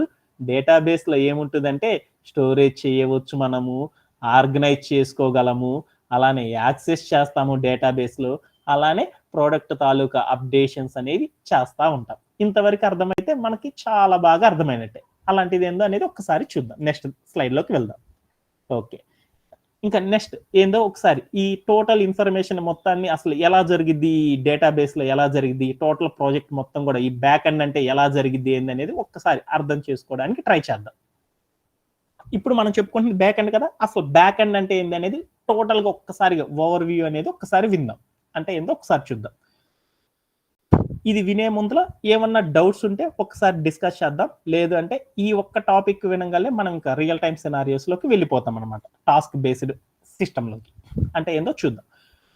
బ్యాక్ ఎండ్ అంటే అసలు ఏం జరిగిద్ది, బ్యాక్ ఎండ్ అని మనం రోజు చెప్పుకుంటున్నాం. బ్యాక్ ఎండ్ అనేది మోస్ట్ ఇంపార్టెంట్ అని చెప్తా ఉంటున్నారు. అంటే అది ఎలా ఉంటుంది అనేది ఒకసారి చూద్దాం. ఇక్కడ ఉన్న మొదటి పిక్ ని గనక గమనిస్తే ఏమైంది అంటే, ఫోన్ అనేది ఉంది. ఆ ఫోన్ లో నేను ఏం చేశానంటే ఒక ప్రోడక్ట్ ని కొందాము అనుకుంటే అసలు ఏం జరిగిద్ది అనేది ఒకసారి చూద్దాం. ఏదైనా ఒక ప్రోడక్ట్ కొనాలి అనుకున్నప్పుడు బ్యాక్ ఎండ్ గురించి అర్థం చేసుకోవడానికి ఒక ఎగ్జాంపుల్ ద్వారా తెలుసుకోవడానికి ట్రై చేద్దాం. ఒక ప్రోడక్ట్, ఒక ఫోన్ లో ఒక అమెజాన్ అనే ఒక వెబ్సైట్ లోపల ఉన్న ఒక ఈ కామర్స్ వెబ్సైట్ లోకి వెళ్ళేసి నేను ఒక ఐటమ్ ని కొందామని కొనగానే బై నౌ అని కొట్టాను. బై నౌ అని కొట్టంగానే అదేమవుతుంది, వెంటనే రిక్వెస్ట్ అనేది ఏమవుతుందంటే వెళ్తుంది. ఒక రిక్వెస్ట్ అనేది ఎక్కడికి వెళ్తుంది, ఫోన్ లో ఉండి ఒకటి ఏదైనా కొందామని చేయగానే ఏమవుతుంది, ఆ రిక్వెస్ట్ మొత్తం కూడా వెళ్తుంది కదా. ఆ రిక్వెస్ట్ ఎక్కడికి వెళ్తుంది, సర్వర్ దగ్గరికి వెళ్తుంది. అంతేనా కదా, మొన్న చెప్పుకున్నామా లేదా, క్లయింట్ సర్వర్ అనే దాని గురించి చెప్పామా. ఏదైనా ఒక రిక్వెస్ట్ పంపడాన్ని ఏమంటారంటే క్లయింట్ అంటారు, ఆ రిక్వెస్ట్ ని తీసుకొని రెస్పాండ్ ఇచ్చేదాన్ని సర్వర్ అంటారని చెప్పుకున్నామా లేదా. అంటే ఇక్కడే మనకి ఏమైందంటే, ఒక మొబైల్లోకి వెళ్ళాను, ఒక ఈ కామర్స్ వెబ్సైట్ అమెజాన్ లోకి వెళ్ళి ఒక ప్రోడక్ట్ కొందాం అనుకున్నాను. ప్రోడక్ట్ కొందామని బై నౌ అని కొట్టంగానే ఏమవుతుంది, ఆ బై నౌ అని క్లిక్ చేయగానే ఏమవుతుందంటే అది ఆ బై నౌ చేద్దాం అనుకోగానే దాని యొక్క సమాచారం రిక్వెస్ట్ మొత్తం బై నౌ అని కొట్టగానే దాని యొక్క సమాచారం మొత్తం కూడా ఏమవుతుందంటే మన కంటికి కనపడకుండా వెళ్ళిపోతుంది అనమాట, ఒక చోటకి వెళ్తుంది అనమాట. అది ఎక్కడికి వెళ్తుందంటే ఒక సర్వర్ దగ్గరికి వెళ్తుంది. అంటే ఏదైనా ఒక ప్రోడక్ట్ కొనాలి అనుకుంటే ఆ ప్రోడక్ట్ ని బై చేద్దామని క్లిక్ చేయగానే ఏమవుతుందంటే అది మనకు కనపడకుండా రిక్వెస్ట్ మొత్తం కూడా ఎక్కడికి వెళ్తుందంటే ఒక సర్వర్ దగ్గరికి వెళ్తుంది. ఈ సర్వర్ ఏం చేస్తుందంటే, ఈ సర్వర్ అనేది చాలా చేస్తుంది అనమాట, చాలా ఇంపార్టెంట్ సర్వర్ అనేది. ఈ సర్వర్ ఏం చేస్తుందంటే అప్పుడు చెప్పిద్ది అనమాట, ఒకరితో మాట్లాడిద్ది అనమాట. ఎవరితో మాట్లాడిద్ది అంటే డేటాబేస్ అని ఈ పిక్ లో ఉంది చూడు, డేటాబేస్ తో అనేది మాట్లాడిద్ది అనమాట. ఏం మాట్లాడిద్ది అనేది ఒకసారి చూద్దాం. రే పలానా సుబ్రహ్మణ్యం అనే ఒక యూజరు ఒక వాషింగ్ మిషన్ కొనాలనుకుంటున్నాడు రా అని చెప్పిద్ది అనమాట. యూజర్ ఎవడు, సుబ్రహ్మణ్యం అనే అబ్బాయి కొందాం అనుకుంటున్నాడు అని చెప్పిద్ది అనమాట. ఏం కొందాం అనుకుంటున్నాడు, వాషింగ్ మిషన్ అని చెప్పిద్ది అనమాట. అది ఉందా లేదా ఒకసారి చూసి చెప్పమ్మా అని చెప్పిద్ది అనమాట డేటాబేస్ కి. వెంటనే ఈ డేటాబేస్ ఏం చేసిద్దంటే ఆ ప్రోడక్ట్ తాలూకా సమాచారము ఇది ఉంది, ఆ యూజర్ మీద ఒక అకౌంట్ క్రియేట్ చేశాను అని చెప్పిద్ది అనమాట. వెంటనే ఈ సర్వర్ కి రెస్పాండ్ ఇచ్చిద్ది అనమాట. ఆ సర్వర్ ఏం చేసిద్దంటే ఆ యూజర్ పేరు మీద ఈ ప్రోడక్ట్ ఓకే ఉంది కాబట్టి దీని ప్రైస్ ఎంత, దీనింత, దీనికి జిఎస్టి ఎంత, దీని అని దాన్ని అంతా కూడా ఏమంటారంటే ఇన్వాయిస్ అంటారు. అంటే ఒక ఇన్వాయిస్ ని జనరేట్ చేసేసి వెంటనే ఏం చేస్తుందంటే మన ఫోన్ కి ఒక పాపప్ ని ఇస్తుంది అనమాట. ఇలా ఈ మన కంటికి కనపడకుండా ఈ జరిగే ఈ ప్రాసెస్ ని ఏమంటారంటే నాన్న బ్యాక్ ఎండ్ అని పిలుస్తారు. అంటే బ్యాక్ ఎండ్ అంటే ఏంటిది? మనం ఫోన్ లోపల చూసే మొత్తాన్ని ఏమంటారంటే ఫ్రంట్ ఎండ్ అంటారు. మనం ఈ ఫోన్ లో ఉన్న పిక్ లోనే కదా మనం చూసిన సమాచారం. అంటే ఈ ఫోన్ పిక్ ని ఏమంటారంటే ఫ్రంట్ ఎండ్ అంటారు. మనకు తెలియకుండా వెనకాల జరిగే ఈ ప్రాసెస్ ని ఏమంటారంటే బ్యాక్ ఎండ్ అంటారు. బ్యాక్ ఎండ్ అనగానే మనకు గుర్తు రావాలన్నమాట. ఏమేమి ఉంటాయంటే బ్యాక్ ఎండ్ లో సర్వరు, డేటాబేస్, ఈ రెండిటి గురించి తెలుసుకోవడం ద్వారా బ్యాక్ ఎండ్ అనేది మనం నేర్చుకుంటాం అనేది మళ్ళీ ఇంకొక ఎగ్జాంపుల్ ద్వారా విందాం. అంటే ఒక ఈ కామర్స్ వెబ్సైట్ లోకి వెళ్ళాను. ఈ కామర్స్ వెబ్సైట్ లోపల ఏదైనా ఒక ప్రోడక్ట్ ని బై చేద్దాం అనుకున్నాను. కొందామంటే బై అనుకోవాలి కదా, కొందాము అనుకున్నాను. వెంటనే నేను ఏం చేస్తాను, క్లిక్ చేశాను. క్లిక్ చేయగానే ఏమర్థమైందంటే ఆ ఫోన్ లో నుండి ఒక సమాచారం, ఒక రిక్వెస్ట్ అనేది వెళ్ళింది, ఆ ఈ కామర్స్ వెబ్సైట్కి వెళ్ళింది. ఆ ఈ కామర్స్ వెబ్సైట్ వాళ్ళు ఏం చేస్తారంటే సర్వర్ మెయింటైన్ చేస్తాడు. ఆ సర్వర్ కి మనం కొందాం అనుకుంటే ఒక రిక్వెస్ట్ అనేది సర్వర్ కి వెళ్తుంది. ఆ సర్వర్ అనేది ఏం చేస్తుందంటే ఆ రిక్వెస్ట్ ని ఒక డేటాబేస్ తో డిస్కస్ చేస్తుంది. ఏమని డిస్కస్ చేస్తుంది అంటే, రే పలానా సుబ్రహ్మణ్యం అనే అతను లేదా పలానా కళ్యాణ్ అనే అతను ఈ వాచ్ కొందాం అనుకున్నాడరా, ఈ సర్ఫ్ ఎక్సెల్ కొందాం అనుకున్నాడరా అన్నాడు అనమాట. సర్ఫ్ ఎక్సెల్ కొందామని మా కళ్యాణ్ అనే అబ్బాయి ఏం చేశాడంటే ఆ ఈ కామర్స్ వెబ్సైట్ లోకి వెళ్ళేసి క్లిక్ చేసేసాడు అనమాట. వెంటనే దానికి ఏమైంది అంటే వెంటనే ఆ ఫోన్ లో నుండి ఈ కామర్స్ సర్వర్ దగ్గరికి వెళ్ళిపోయింది అనమాట. ఇన్ఫర్మేషన్ రిక్వెస్ట్ వెళ్ళింది. ఆ రిక్వెస్ట్ ని ఈ సర్వర్ తీసుకొని ఏం చేసిందంటే డేటాబేస్ తో మాట్లాడింది. పలానా కళ్యాణ్ అనే అతను ఒక నిర్మా అనే వాషింగ్ పౌడర్ సర్ఫ్ ని కొందాము అనుకున్నాడు, అది ఉందా లేదా చెప్పు అని అడిగింది అనమాట. ఆ డేటాబేస్ ఏం చెప్పిందంటే ఆ ఈ యూజరా, ఓకే డన్, అయితే ఇతనికి సర్ఫ్ అయితే ఉంది అని చెప్పింది అనమాట. ఎవరికి చెప్పింది? సర్వర్ తో చెప్పింది. ఆ సర్వర్ తో చెప్పంగానే ఈ సర్వర్ ఏం చేసిందంటే పలానా కళ్యాణ్కి సర్ఫ్, ఓకే డన్, అతని అడ్రస్ ఏంది, అతనికి ఈ అడ్రస్ వాడు, ఇది ఇది అని మొత్తం కూడా ఏం చేస్తుందంటే రాసుకొని ఒక బిల్ అనేది ఇస్తుంది అనమాట. బిల్లుని ఏమంటారంటే ఇన్వాయిస్. ఆ ఇన్వాయిస్ మొత్తాన్ని రెడీ చేసేసి ఏం చేస్తుందంటే వెంటనే ఫోన్ కి రెస్పాండ్ ఇచ్చేస్తుంది అనమాట. అప్పుడు మనం ఏం చూస్తామంటే ఫోన్ లో ఒక పాపప్ ని చూడడం అనేది జరిగింది. అంటే టోటల్ మనం ఏదైనా ఒక ప్రోడక్ట్ ని కనుక కొనాలి అనుకుంటే మనకి తెలియకుండా ఇంత సమాచారం జరిగిద్ది అనమాట. మన కంటికి కనపడకుండా జరిగే ఈ టోటల్ సమాచారాన్ని ఏమంటారంటే బ్యాక్ ఎండ్ అని పిలుస్తారు. మన కంటితో చూసే సమాచారాన్ని ఏమంటారంటే ఫ్రంట్ ఎండ్ అని పిలుస్తారు. అంటే మన ఫోన్ లో చూసే టోటల్ ఇన్ఫర్మేషన్ మొత్తం కూడా ఫ్రంట్ ఎండ్. మన కంటితో చూడకుండా టోటల్ లా జరిగే ఇన్ఫర్మేషన్ మొత్తాన్ని కూడా ఏమంటారంటే బ్యాక్ ఎండ్ అని పిలుస్తారనమాట. అదేందో ఇంకొంచెం అర్థం చేసుకోవడానికి చూద్దాం. సో ఒక బ్యాక్ ఎండ్ డెవలపర్ గనక ఒక బ్యాక్ ఎండ్ లో కనుక ఏముంటుందని చెప్పాను, సర్వర్, డేటాబేస్ ఉంటుంది. అదే సర్వర్ తో మనం మాట్లాడాలి అనుకుంటే కొన్ని లాంగ్వేజెస్ అనేది అవసరం. అంటే సర్వర్ తో మనం ఏం చేయాలన్నా కానీ కొన్ని లాంగ్వేజెస్ అనేది అవసరం. ఆ లాంగ్వేజెస్ ఏం కావాలంటే సర్వర్ తో మనం మాట్లాడాలి అంటే లాంగ్వేజ్ అనగానే చెప్పానంట. ఏదైనా ఒక పర్టికులర్ స్పెషల్ పని కోసం మనం ఏదైనా ఒక స్పెషల్ పర్పస్ కోసం ఒక మనిషితో మాట్లాడడానికి తెలుగు, హిందీ అనేది ఉంటది కదా. అలానే కంప్యూటర్ తో మనం మాట్లాడాలి అంటే కొన్ని లాంగ్వేజెస్ అవసరం అని చెప్పాం. అదే ఇక్కడ ఏంది, సర్వర్ తో మనం మాట్లాడాలి అంటే కూడా లాంగ్వేజ్ అనేది అవసరం. అవి ఏ లాంగ్వేజెస్ కావాలంటే సర్వర్ తో మాట్లాడాలి అంటే Python, Go, Java, C language, PHP, RabbitMQ, React JS, JavaScript, ఇలాంటి వాటి ద్వారా మనం ఏం చేస్తామంటే సర్వర్ తో మనం మాట్లాడుతూ ఉంటాం. అలానే డేటాబేస్ తో మనం మాట్లాడాలి అంటే మనకి కొన్ని సాఫ్ట్వేర్స్ అనేవి కావాలి.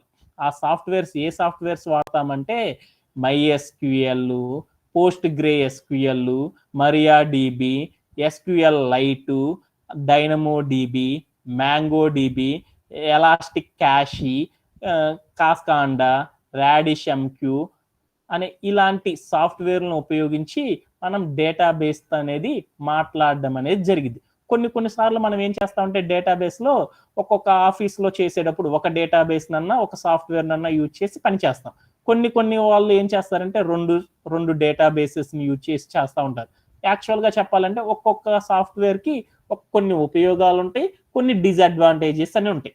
ఆ అడ్వాంటేజెస్, డిసడ్వాంటేజ్ మన యొక్క ప్రోడక్ట్ కి సంబంధించిన, మన యొక్క ప్రాజెక్ట్ కి సంబంధించిన అడ్వాంటేజెస్ ఆధారంగా మనం ఇక్కడ ఈ డేటాబేస్ లో ఉండే సాఫ్ట్వేర్ ని మనం యూజ్ చేస్తూ ఉంటాం అనమాట. అది ఇక్కడ దాకా మనకు అర్థమైతే చాలు అనమాట. ఓకేనా? ఎక్కడన్నా డౌట్ ఉందా? ఓకే. దీంతో బ్యాక్ ఎండ్ అనేది మనకి అర్థమైపోయింది. నెక్స్ట్ కొన్ని సాఫ్ట్వేర్ వర్డ్స్ లో మనం వాడే కొన్ని టెర్మినాలజీస్ గురించి అర్థం చేసుకుందాం. సో ఇదంతా కూడా అర్థం చేసుకునే ముందల ఈ రోజు చెప్పుకున్న కాన్సెప్ట్స్ ని ఒక్కసారి సమ్మరైజ్ చేసుకోవడం అనేది చూద్దాం. అదేందనేది అర్థం కాకపోతే వేరే ఎగ్జాంపుల్స్ ద్వారా వెళ్ళడానికి ట్రై చేద్దాం. ఏం చెప్పామంటే ఈ రోజు క్లాసెస్ లో డేటా అనే టాపిక్ గురించి మనం డిస్కస్ చేసాం. డేటా అనగానే ఏమని చెప్పానంటే ఒక బ్యాక్ అండ్ డెవలపరు దేనినైనా ఒక సమాచారాన్ని దాచుకోవడాన్ని ఏమంటారంటే డేటా అని పిలుస్తారు. డేటా అనేది టెక్స్ట్ రూపంలో అయినా ఉండొచ్చు, లేదా ఇమేజ్ రూపంలో అయినా సరే, ఆడియో వీడియో రూపంలో దేనినైనా సరే మన డెవలపర్ దాచుకుంటే దానిని డేటా అని పిలుస్తారు. యాక్చువల్గా చెప్పాలి అంటే డేటాకి ఒక సైజ్ అనేది ఉంటుంది. ఆ సైజుని దాచుకోవడానికి మనం కొన్ని స్టోరేజ్ డివైజెస్ని ఉపయోగిస్తాం. డేటాని దాచుకోవడానికి కొన్ని స్టోరేజ్ డివైజెస్ అనేది మనం వాడతాము అనేసి గుర్తుపెట్టుకుంటే చాలు. అదే రియల్ వరల్డ్ సినారియోలో డేటాని కొలవడానికి ఏం చేస్తారంటే వెయిట్ని కొలవడానికి గ్రాములు కిలోగ్రాములు అన్నట్లు డేటాని కొలవడానికి మనం వెయిట్ని ఉపయోగిస్తారంటే బిట్స్ బైట్స్ను ఉపయోగించి కొలుస్తాము అని ఇక్కడ దాకా అర్థమైతే చాలు అనమాట. ఒక రియల్ టైం ఎగ్జాంపుల్ చూద్దాం అనుకున్నాం బ్యాక్ ఎండ్ గురించి అర్థం చేసుకోవడానికి. ఏంటిది అంటే ఏదైనా ఒక ఈ కామర్స్ వెబ్సైట్ ని గనక గమనిస్తే దానిలో ఒక ప్రోడక్ట్ ని గనక క్లిక్ చేసి గనక చూస్తే ఆ ప్రోడక్ట్ కి ఏమేమి ఉంటుందంటే ఒక ఇమేజ్ అనేది ఒక టెక్స్ట్ అనేది ఉంటుంది. ఆ టెక్స్ట్ మొత్తం కూడా ఎంత ఉంటుందంటే 200 బైట్స్ అనేది ఉంటుంది అనమాట. అక్కడే ఆ ప్రోడక్ట్ తాలూకా ఇమేజ్ అనేది మొత్తం కూడా కౌంట్ చేస్తే మెజర్ చేస్తే ఎంత ఉంటుందంటే 200 కేబీస్ ఉంటుంది. ఈ ఇమేజ్ ఆ టెక్స్ట్ అక్కడ ఉన్న టోటల్ ఇన్ఫర్మేషన్ మొత్తం కూడా ఎంత ఉంటుందని మనం మెజర్ చేస్తే ఎంత ఉంటుందంటే మినిమం 1.5 MB ఉంటుంది. అంటే అదే ఈ కామర్స్ వెబ్సైట్ ని కనుక మనం గమనించామనుకో ఒక ప్రోడక్టే ఉండదు కదా, అక్కడ ఎన్ని ప్రోడక్ట్స్ ఉంటాయి అంటే ఒక అమెజాన్ అనే ఒక దాంట్లో కనుక మనం గమనిస్తే 350+ మిలియన్స్ ఆఫ్ ప్రోడక్ట్స్ అనేవి ఉంటాయి అన్నమాట. వాళ్ళు అన్ని ప్రోడక్ట్స్ కావాలంటే ఎంత డేటా కావాలి అంటే 10,000 జీబీస్ ఆఫ్ డేటా అనేది అవసరం. యాక్చువల్గా చెప్పాలి అంటే ఒక ఎగ్జాంపుల్ బ్యాక్ అండ్ ఎగ్జాంపుల్ అర్థం చేసుకోవడానికి ఒక ఎగ్జాంపుల్ చెప్తున్నాను. అంటే ఒక అమెజాన్ అనేవాడు తన యొక్క వెబ్సైట్ మొత్తాన్ని క్రియేట్ చేసుకోవాలంటే వాడికి ఎంత డేటా కావాలి అంటే 10,000 జీబీ ఆఫ్ డేటా అనేది కావాలి అని అనుకున్నాను. యాక్చువల్గా చెప్పాలంటే మనం ఏం చేస్తామంటే మనం మొబైల్స్ లోపల అమెజాన్ అనే వెబ్సైట్ ను ఉపయోగించి అమెజాన్ అనే ఒక అప్లికేషన్ ఉంటుంది అనమాట. మనకి సాఫ్ట్వేర్ ఉంటుంది కదా, ఈ సాఫ్ట్వేర్ ని మనం రోజు వాడుతూ ఉంటాం. ఏదో బట్టలు కొనడానికో సర్ఫులు కొనడానికో ఇంకో దానికో వాడుతూ ఉంటాం. అలానే ఫ్లిప్కార్ట్ అనేది క్రియేట్ చేయాలంటే దాంట్లో చాలా ప్రోడక్ట్స్ ఉంటాయి కదా, అది దాంట్లో కూడా ఎంత డేటా అవసరం ఆ వెబ్సైట్ క్రియేట్ చేయాలంటే 10,000+ జీబీ కావాలి. అలానే మింత్రా అలా రకరకాల ప్రోడక్ట్స్ ఉన్నాయి కదా ఈ కామర్స్. కానీ మన ఫోన్ అనేది మెమరీ గనక చూస్తే మన ఫోన్లో ఎంత డేటా పట్టిద్దంటే మహా అయితే 64 GB అనేదో లేకపోతే 128 GB పట్టిద్ది. కానీ మన ఫోన్లో ఏం చేస్తున్నాము, ఈ రెండింటిని కూడా వాడుతున్నాం. ఈ రెండు వాడుతున్నామంటే మన ఫోన్లో ఎంత ఉండాలి, అబ్బో 20,000 డేటా కంటే ఎక్కువ ఉండాలి. కానీ అంత డేటా మన ఫోన్లో లేదు కదా. కానీ వీటిని ఎలా వాడుతున్నామని ఒక క్వశ్చన్ వచ్చింది. ఎలా వచ్చింది అంటే వీటి యొక్క టోటల్ డేటా మొత్తం కూడా మన ఫోన్లో అస్సలు ఉండదు. వీళ్ళు మన ఫోన్లో అసలు ఉంచరు నాన్న, అలా ఉంచరని అర్థమైంది. అంటే ఎక్కడ ఉంచుతారు అంటే ఈ డేటా మొత్తాన్ని కూడా వాళ్ళు వేరే చోట ఉంచుతారనమాట. అదే దానిని ఏమంటారంటే డేటా బేస్ అని పిలుస్తారు. అంటే ఒక మన ఈ కామర్స్ వెబ్సైట్ లో అవైలబుల్ అయ్యే టోటల్ ఇన్ఫర్మేషన్ మొత్తాన్ని కూడా మన ఫోన్ లోకి డౌన్లోడ్ చేసుకుంటే మన ఫోన్లోకి రాదు. ఆ ఇన్ఫర్మేషన్ మొత్తం కూడా దాని ప్రోడక్ట్స్ తాలూకు ఇన్ఫర్మేషన్ మొత్తం కూడా ఎక్కడ ఉంటుంది అంటే ఒక డేటా బేస్ లో భద్రపరుస్తారు అనేసి నాకు అర్థమైపోయింది. అంటే ఇప్పుడు ఒక క్లారిటీలోకి వచ్చాను. ఇలా భద్రపరిచే ప్రాసెస్ ఏమంటారంటే బ్యాక్ అండ్ టెక్నాలజీ ద్వారా అర్థం చేసుకుంటాం. Example like that. అక్కడ డేటాబేస్ గురించి చెప్పుకున్నాం. ఇక్కడ దాకా అర్థమైందా డేటాబేస్ అంటే ఏందో? అసలు డేటాబేస్ అంటే ఏంది, అసలు సాఫ్ట్వేర్ భాషలు అనేది తెలుసుకోవడానికి ట్రై చేద్దాం. డేటాబేస్ అంటే ఏంటంటే నాన్న డేటాతో డీల్ చేయడాన్ని ఏమంటారంటే డేటాబేస్ అనేది వాడతామన్నమాట. డేటాతో డీల్ చేయడానికి మనం డేటాబేస్ ని వాడతాం. డేటాతో డీల్ చేయడం అంటే ఏం చేస్తారు, స్టోర్ చేస్తారు, ఆర్గనైజ్ చేస్తాము డేటాబేస్ లో, ఇంకా ఏం చేస్తాం నాన్న యాక్సెస్ చేస్తాము, అలానే అప్డేట్ అనేది చేస్తాం అనమాట. అంటే స్టోర్ చేయడం అంటే ఏంది, ఒక ప్రోడక్ట్ తాలూకా సమాచారాన్ని ఉంచడాన్ని స్టోర్ అంటారు. అలానే ఆర్గనైజ్ అంటే ఏంది, ఒక ప్రోడక్ట్ తాలూకు సమాచారాలు ఉంటాయి కదా, ల్యాప్టాప్లన్నీ ఒక చోట, ఇన్ఫర్మేషన్ వెతకాలంటే చాలా కష్టం లేకుండా ఈజీగా చేసుకుంటున్నాను. ల్యాప్టాప్లన్నీ ఒక చోట, మొబైల్ ఫోన్స్ అన్ని ఒక చోట, కెమెరాస్ అన్ని ఒక చోట, వాషింగ్ మిషన్స్ అన్ని ఒక చోట, అలా అన్నిటిని కేటగిరీగా విడగొట్టడాన్ని ఏమంటారంటే ఆర్గనైజ్ చేయడం అంటారు. అలానే యాక్సెస్ చేయడం అంటే ఏంది, ఆ ప్రోడక్ట్ ప్రైస్ ఎంత, అది ఇన్ స్టాక్ లో ఉందా, అవుట్ ఆఫ్ స్టాక్ లో ఉందా అనేది చెప్పడాన్ని ఏమంటారంటే యాక్సెస్ చేయడం అని పిలుస్తారు. అలానే అప్డేట్ చేయడం అంటే ఏంటంటే మనం రోజు కూడా ఏం చేస్తామంటే ప్రోడక్ట్స్ ని అమ్ముతా ఉంటారనమాట. ఆ ప్రోడక్ట్ కొన్నప్పుడు ఏమైందంటే దాని యొక్క సమాచారం మొత్తం కూడా లాస్ అయిపోయింది. వేరే ప్రోడక్ట్ రాగానే ఏమైంది, వెంటనే అక్కడ దాచుకోవాలి. అంటే అమ్మిన ప్రోడక్ట్ తీసేసి వచ్చిన ప్రోడక్ట్ ని దాచుకోవడం అనేది కంటిన్యూస్ గా మన వాళ్ళు ఏం చేస్తారు, డేటాబేస్ లో అప్డేట్ చేస్తూ ఉంటారు. కొత్త ప్రోడక్ట్ రాగానే దాని సమాచారము, పోయిన ప్రోడక్ట్ ని తీసేసేసి పెట్టడము, ఇలాంటివన్నీ కూడా డేటాబేస్ ని ఉపయోగించి చేస్తారు. అందుకని డేటాబేస్ తో మనం ఏం చేస్తామంటే ఇలాంటివన్నీ చేస్తారనమాట. ఓకే, అంతవరకు అర్థమైందా? అలాంటి డేటాబేసెస్ లో ఏమేమి ఉంటాయి అనేది ఒకసారి చూద్దాం అనుకుంటే మనకి ఏమేమి ఉంటాయి, MySQL అని, PostgreSQL అని, MariaDB అని, SQLite అని, DynamoDB, MongoDB, ఇలా కొన్ని రకాల డేటాబేసెస్ సంబంధించిన సాఫ్ట్వేర్లు అనేవి ఉంటాయి అనేది నాకు అర్థమైంది. ఈ సాఫ్ట్వేర్ అనేది తెలుసుకునే ముందులో ఇంకొక అసలు బ్యాక్ ఎండ్ అంటే ఏందనేది మరొక ఎగ్జాంపుల్ ద్వారా తెలుసుకోవడానికి ట్రై చేద్దాం. ఏంటిది అంటే, నేను ఒక ఫ్లిప్కార్ట్ అనే ఒక వెబ్సైట్ లోకి వెళ్ళాను. అక్కడ నాకు బాగా ఏం నచ్చిందంటే ఒక బ్రష్ నచ్చింది. ఆ బ్రష్ కొనాలి అనుకున్నాను. ఆ కొందాం అనుకోగానే నేను ఏం చేశానంటే ఆ బ్రష్ దగ్గరికి వెళ్ళి బై నౌ అనే ఆప్షన్ ఉంది, ఆ బై నౌ అనేది క్లిక్ చేశాను. క్లిక్ చేయగానే నాకేం అర్థమైందంటే నేను కొనాలి అనుకుంటున్నాను అనేది అర్థమైనట్లేనా. ఈ కొనాలి అనుకున్నప్పుడు ఏం జరిగిందంటే దీనిలో నుండి ఒక రిక్వెస్ట్ అనేది వెళ్తుంది అనమాట. ఎక్కడికి వెళ్తుంది అంటే సర్వర్ అనే దాని దగ్గరికి వెళ్తుంది అనమాట. సర్వర్ అనే దాని దగ్గరికి వెళ్తుంది. ఈ సర్వర్ అనేది ఏం చేస్తుందంటే వెంటనే అది ఏం చేస్తుందంటే వెంటనే ఏం మాట్లాడదు అనమాట. వెంటనే ఏం చేస్తుందంటే డేటాబేస్ తో మాట్లాడింది. డేటాబేస్ అనే ఒక దాన్ని అటాచ్ చేసుకొని ఉంటుంది అనమాట సర్వర్ కి. ఏం చేసిందంటే, ఒరే డేటాబేసు పలానా యూజర్ రా దీన్ని కొనాలనుకుంటున్నాడు, ఇది మన దగ్గర ఉందా లేదా చెప్పురా దాని యొక్క సమాచారం అనేసి అడిగిద్ది అనమాట. వెంటనే ఆ డేటాబేస్ ఏం చేసిద్దంటే ఓకే డన్, నేను నోట్ చేసుకుంటున్నానులే, వీడిదంతా కూడా వీడికి ఇచ్చేసే, వీడి మంచివాడే, వీడికి ఇచ్చేసే అని చెప్పిద్ది అనమాట. అని చెప్పగానే ఈ సర్వర్ ఏం చేస్తుందంటే ఓకే డన్, అలా పలానా యూజర్ అయ్యా, పలానా యూజర్ కి దీని ప్రైస్ ఎంత, ఈ ప్రోడక్ట్ ఇన్ని రోజుల్లో వచ్చింది, ఇన్ని రోజుల్లో మేము డెలివరీ చేస్తాము అనేసి టోటల్ ఇన్ఫర్మేషన్ మొత్తాన్ని కూడా ఒక ఇన్వాయిస్ రూపంలో జనరేట్ చేసేసి వెంటనే దాన్ని ఏం చేస్తుందంటే మొబైల్ కి సెండ్ చేస్తుంది అనమాట. అంటే మనం ఏదైనా ఒక ప్రోడక్ట్ ని కొనాలనుకున్నప్పుడు ఏం జరిగిద్దంటే ఇంత ప్రాసెస్ జరిగిద్ది. మనం ఫోన్ లో చూసే ఆ టోటల్ లెఫ్ట్ సైడ్ లో ఉన్న ఫోన్ పిక్ ఉంది చూడు, ఆ ఫోన్ లో మనం మొత్తం సమాచారం అంతా చూస్తాం. ఆ ఫోన్ లో జరిగే మనం చూసే మొత్తాన్ని ఏమంటారంటే ఫ్రంట్ ఎండ్ టెక్నాలజీస్ ద్వారా చూస్తాం.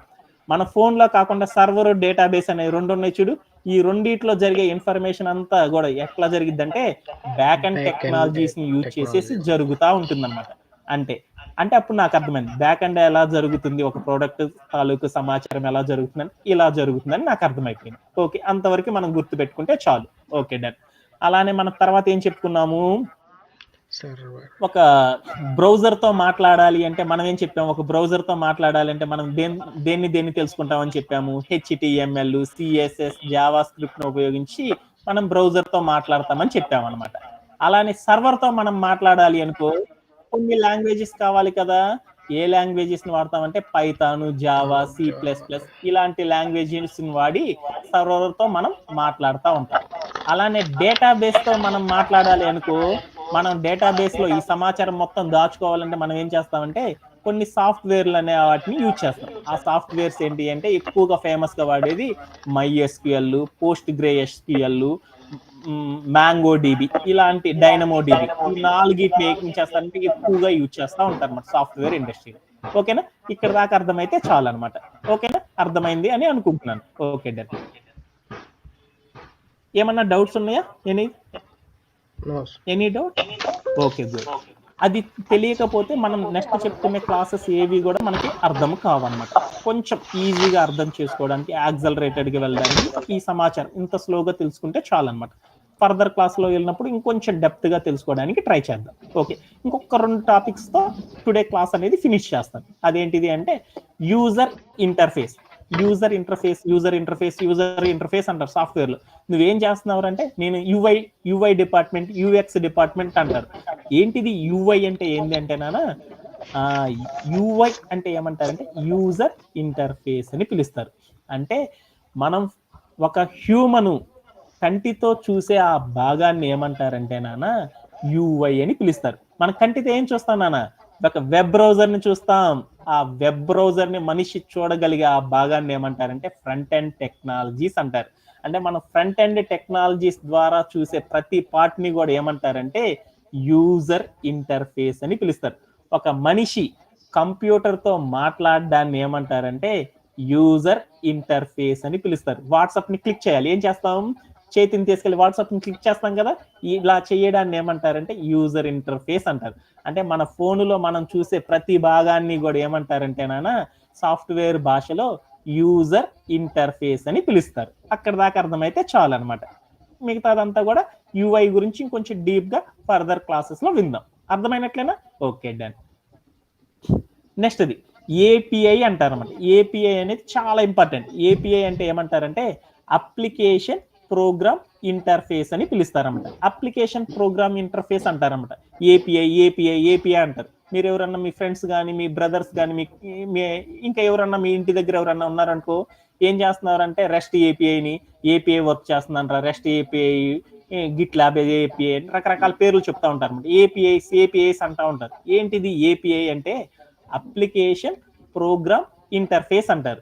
మనం జనరల్గా ఇందాక ఎగ్జాంపుల్లో చెప్పాం, మనిషి కంప్యూటర్తో మాట్లాడడాన్ని ఏమంటారని చెప్పాను నాన్న, యూజర్ ఇంటర్ఫేస్ అంటారు. అదే కంప్యూటర్తో మాట్లాడడాన్ని ఏమంటారంటే నాన్న ఏపీఐ అని పిలుస్తారన్నమాట. కంప్యూటర్తో మాట్లాడడాన్ని ఏమంటారంటే ఏమని పిలుస్తారు? ఏపీఐస్ అంటారు. అంటే ఏందో ఒక్కసారి విందాం. మామూలుగా మనకి ఏమేమి ఉంటాయి అని చెప్పాను, క్లయింట్ సర్వర్ అనేవి ఉంటాయి. క్లయింట్ సర్వర్తో మాట్లాడడం కోసం వాళ్ళు వాడే లాంగ్వేజ్ని ఏమంటారంటే నాన్న ఏపీఐస్ ద్వారా సర్వర్తో క్లయింట్ మాట్లాడుతుంది అనమాట. జనరల్గా మనం ఈ పదం అనేది ఏందో నెక్స్ట్ క్లాసెస్లో విందాం. అంటే ఏపీఐ అంటే ఇంతవరకు గుర్తుపెట్టుకుంటే చాలు. ఒక కంప్యూటర్ అనదర్ కంప్యూటర్తో మాట్లాడడానికి వాళ్ళు వాడే భాషను ఏమంటారంటే ఏపీఐస్ అని పిలుస్తారు. ఒక హ్యూమన్ కంప్యూటర్తో మాట్లాడడాన్ని ఏమంటారంటే యూజర్ ఇంటర్ఫేస్ అంటారు అనేసి గుర్తు పెట్టుకుంటే చాలు అనమాట. ఎక్కడన్నా డౌట్ ఉందా? Okay, good. And the last one, ఇప్పుడు దాకా నేను చెప్పిన టోటల్ మొత్తానికి కూడా ఎండ్ ఆఫ్ ద క్లాస్లోకి వెళ్ళిపోయాను అనమాట. Back end versus front end. Front end అంటే ఏంటిది, బ్యాక్ ఎండ్ అంటే ఏంటిది అనేది ఒకసారి అర్థం చేసుకోవడానికి ట్రై చేద్దాం. ఫ్రంట్ ఎండ్ అనగానే ఏమవుతుంది చూడనా, మన కంటితో చూసే ఆ వెబ్ పేజీని, ఆ బ్రౌజర్ యొక్క టోటల్ ఇన్ఫర్మేషన్ ఏమంటారంటే ఫ్రంట్ ఎండ్ అని పిలుస్తారు. ఇది మనం చేయాలి అంటే ఏం చేస్తాము? HTML, CSS, Java script, react JS ఇలాంటి టెక్నాలజీస్ని యూజ్ చేసేసి మనం ఏం చేస్తామంటే ఫ్రంట్ ఎండ్ని డెవలప్ చేయడం అనేది జరిగింది. అంటే ఫ్రంట్ ఎండ్ డెవలప్ చేయడం అంటే ఏంది? మనం చూసేది యూజర్ ఇంటర్ఫేస్. కస్టమర్ ఎవరైతే మనిషి కంప్యూటర్లో కనపడే భాగాన్ని చూస్తాడో ఆ మొత్తాన్ని ఏమంటారంటే ఫ్రంట్ ఎండ్ అని పిలుస్తారు. ఎవరైనా సరే కంప్యూటర్తో చూడకుండా ఉండేది గనక జరిగితే దాన్ని ఏమంటాడంటే ఆ పనిని బ్యాక్ ఎండ్ అని పిలుస్తారు. ఒక మనిషి కంప్యూటర్లో జరిగే భాగాన్ని చూస్తే దాన్ని ఫ్రంట్ ఎండ్ అంటారు. అదే మనిషి కంప్యూటర్లో జరిగే భాగాన్ని చూడలేకపోతే దాన్ని ఏమంటారంటే బ్యాక్ ఎండ్ వర్క్ అని పిలుస్తారు. ఫ్రంట్ ఎండ్ టెక్నాలజీస్ చేయాలి అంటే మనం వేటిని వాడతారంటే HTML, CSS, Java script, react ఇలాంటి టెక్నాలజీస్ని వాడి, ఇలాంటి లాంగ్వేజెస్ని వాడి ఫ్రంట్ ఎండ్ డెవలపర్ని, అంటే ఫ్రంట్ ఎండ్ డెవలపరు తన యొక్క వెబ్ బ్రౌజర్స్ అనే వాటిని క్రియేట్ చేస్తారు. అదే బ్యాక్ ఎండ్ డెవలపర్స్ అయితే ఏం చేస్తారంటే సర్వరు, డేటాబేస్ అనే వాటిని తన యొక్క అలాంటి వాటి కోసం ఏం చేస్తారని చెప్పాను. సర్వర్ కోసం అయితే పైథాన్, జావా అనేవి వాడతారు. అలానే డేటాబేస్ కోసం అయితే కొన్ని సాఫ్ట్వేర్స్ వాడతారు. MySQL, MongoDB, MariaDB ఇలాంటి వాటిని ఉపయోగించి బ్యాక్ ఎండ్ వర్క్ అనేది చేస్తారు అని ఇంతవరకు గుర్తు పెట్టుకుంటే చాలు. ఇంకెక్కడన్నా డౌట్ ఉందా టుడే క్లాస్లో? హలో, ఏమ్మా ఏమన్నా డౌట్స్ ఉన్నాయా? ఓకే, ఇంకేదన్నా డౌట్స్ ఉంటే ఒకసారి డిస్కస్ చేసుకుందాం, లేదు అంటే నెక్స్ట్ క్లాసెస్లో అనేది మనం డిస్కస్ చేసుకోవడం అనేది జరుగుతుంది అనమాట. ఓకేనా? ఓకేనా, bye. Okay sir, thank you sir.